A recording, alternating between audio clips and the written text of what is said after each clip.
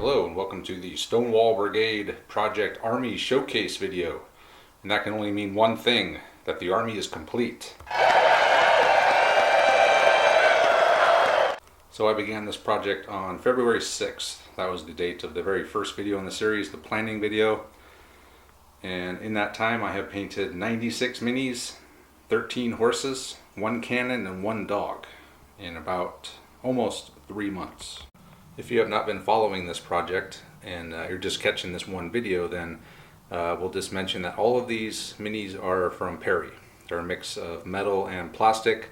All the cavalry is plastic, the horse holders are metal, and there's a bunch of metal infantry mixed in with a bunch of plastic infantry in the main line groups. Now we will take a closer look at these boys. And just to let you know that this is built for sharp practice, so any rules or any game related stuff that I talk about as we're taking a closer look at them, just keep in mind that it is related to sharp practice. Let's start at the front. So I have 3 groups of rebel skirmishers. Each is 6 men with a leader. And these are mostly plastics taken from the American Civil War infantry box, the sort of mixed box that you can make either side out of. But I do have 6 Perry metal skirmishers mixed in here. So those are the skirmishers, and I have a couple of kit bashed leaders. I took a couple arms with pistols off of the cavalry sprue. So that guy and this guy, and then this guy here is just the with the sword. That's what comes with the normal officer body.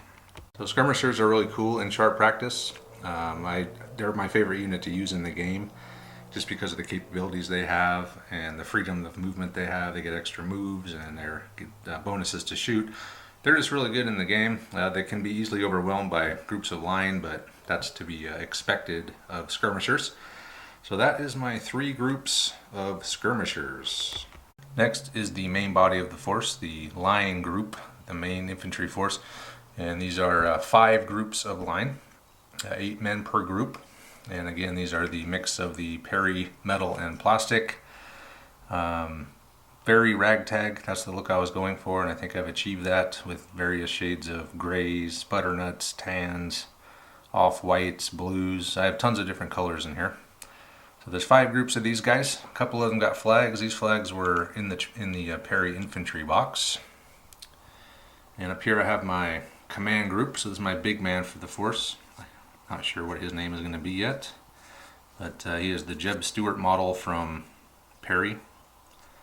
He will not be Jeb Stuart, but he will look a lot like Jeb Stuart. And he has a dog with him, just a random dog I had that I painted up. So he'll be kind of his sidekick. And then I have the Perry metal command in shirts. That's what all of these guys are. So we have the NCO. This will be a level 1 leader to help out, keep the men in line. This guy here, he's going to be my level 2 leader for when I break groups off. He can command them. And this guy here, he will either be just a second musician or he will be the sergeant to assist the level 2 leader. And then we got the colors. So we got the Virginia flag, and we have the Confederate battle flag. This says 57th Virginia, I think. I haven't got my glasses on.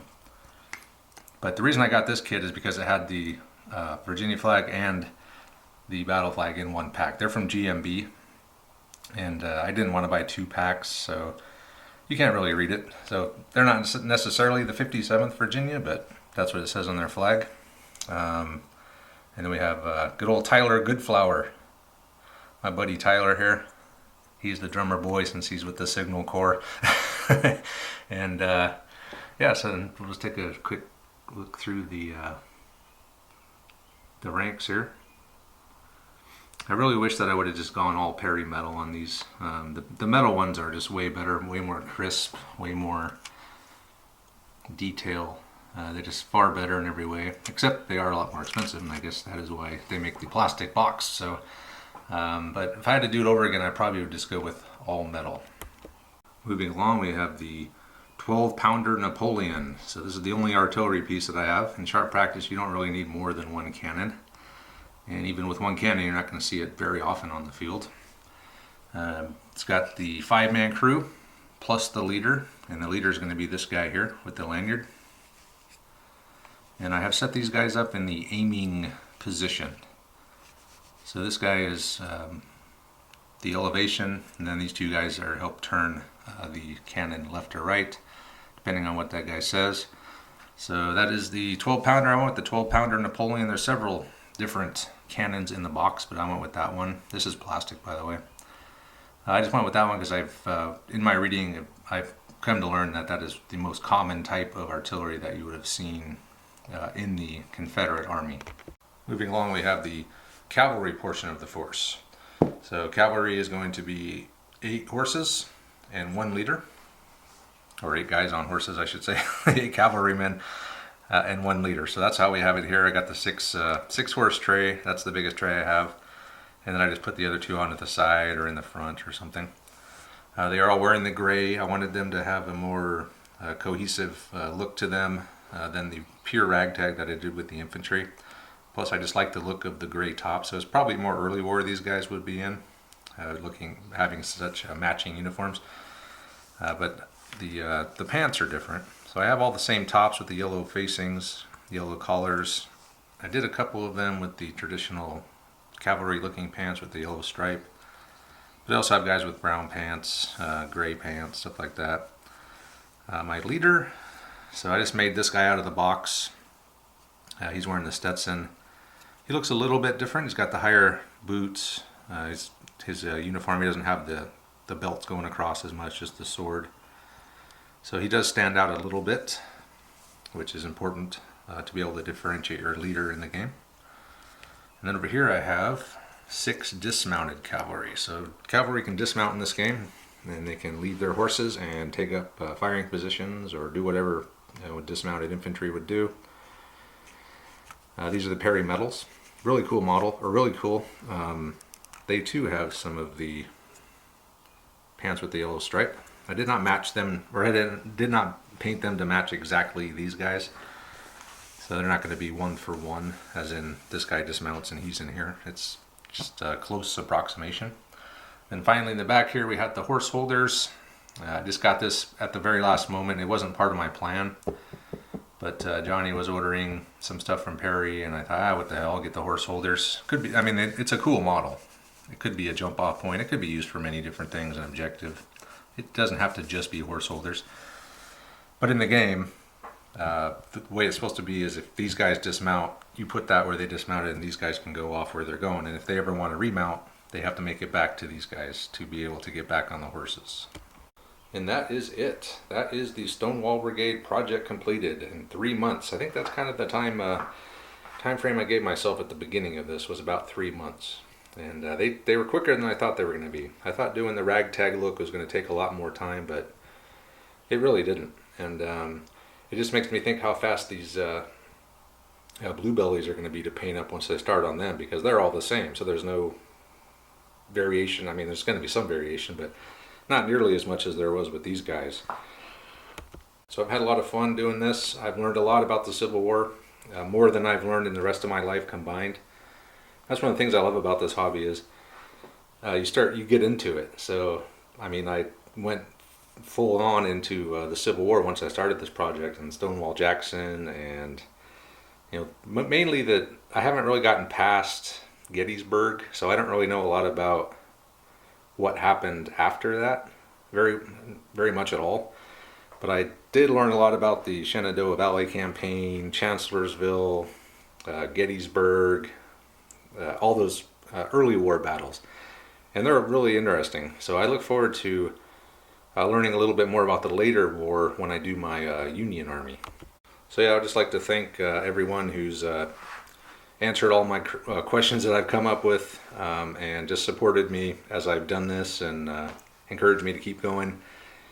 It helped a lot. It got me going, got me through it, and once I got to that kind of 3/4 way point, I just like, you know what, I'm almost done with this. I'm going to just buckle down and get it done. So, and I did. So here it is. I'm very happy with it. And the next video we're going to do is these guys are going to see the elephant, which means Johnny's going to bring his blue bellies over, and we're going to have a battle. So I'm looking forward to that. I know a lot of you guys are looking forward to that as well, as that is the ultimate goal of this project, really, is to get them on the table and start fighting. And I also want to mention that the painting video that I promised, I did it, but it had some technical glitches in it, and I wasn't really happy with how it came out, so I'm just not going to put it out. I apologize for that. I really wanted to do it, but I can't really redo it because I don't have anything left to paint. So if I get some more Confederates, maybe one day I will do it then. But again, I apologize for not having the painting video. Just bad luck, really. So sorry about that. So now we will end the Stonewall Brigade project. But before we end it, I'd put together a nice little montage video as a way to just celebrate the end of the project. And I reached out to the 2nd Carolina String Band, who are a pretty famous reenacting band. They play with authentic period instruments, and they have a really authentic feel, which I think will add a nice authentic vibe to the project. So Joe from the 2nd Carolina String Band has graciously allowed me to use some of their music in my videos. And it turns out he's a bit of a gamer too, just from chit-chatting with him a little bit. So he's sympathetic to us, let's just say that. So anyway, thanks again everyone for everything, and I hope you liked the little montage, and we'll see you guys on the battlefield.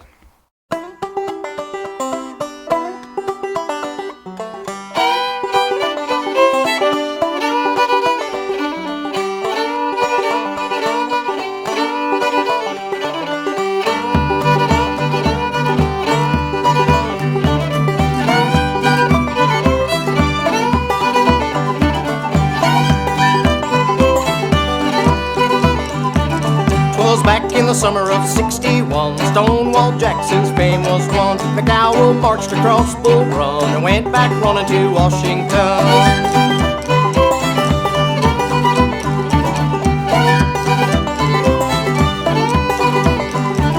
Come the spring of '62, down the valley old blue light flew. Like Kearns down there, he picked a fight and gave old Abe a fearsome fright.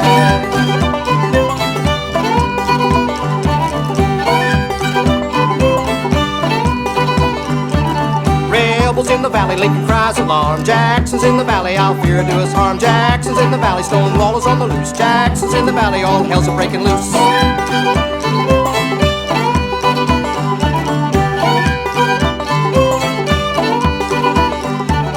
Down the valley and back again, Stonewall's boys did fight and win. For 2 long months and maybe more, we marched and we fought and we marched some more.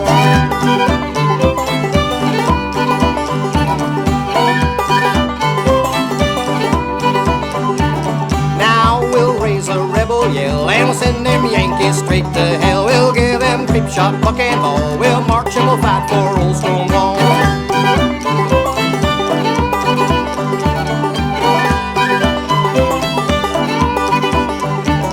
We'll march even though our feet are torn, and it's true our clothes are worn. Still we'll keep our muskets bright, for Stonewall's army is full of fight.